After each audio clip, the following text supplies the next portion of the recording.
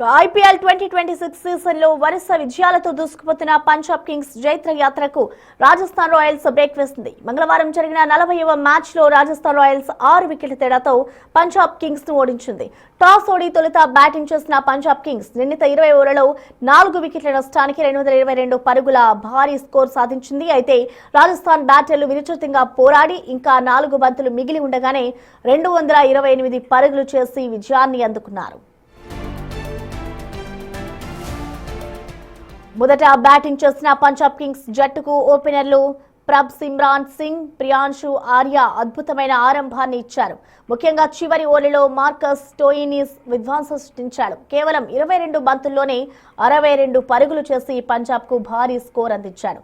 కాగా అంతకుముందు బ్యాటింగ్ కు దిగిన ప్రభ్సిమ్రాన్ సింగ్ 59 పరుగులు, శ్రేయాస్ అయ్యర్ 30 పరుగులు, కూపర్ కాన్లీ 30 పరుగులు సాధించారు.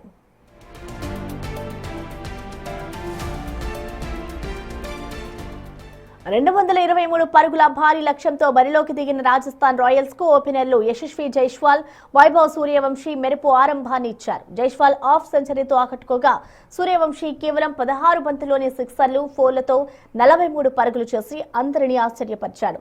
చివర్లో డొనోవాన్ ఫెరీరా 52 పరుగులు, శుభం దుబే 31 సిక్సర్లు, ఫోర్ల మెరుపు బాదుడుతో మ్యాచ్ ను రాజస్థాన్ వైపు తిప్పారు.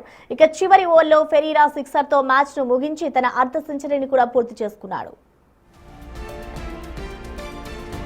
కాగా పంజాబ్ బౌలర్లో యుజ్వేంద్ర చాహల్ 3తో రాణించాడు. హర్షదీప్ 1 వికెట్ తీసిన భారీగా పరుగులిచ్చుకున్నాడు. ఇటు రాజస్థాన్ బౌలర్లో యష్ పుంజా 2, ఆర్చర్ బర్గర్ తలా 1 వికెట్ తీసుకున్నారు. ఈ విషయంలో రాజస్థాన్ రాయల్స్ పాయింట్ల పట్టికలో 3వ స్థానానికి వెళ్లగా పంజాబ్ కింగ్స్ మొదటి స్థానంలోనే కొనసాగుతోంది.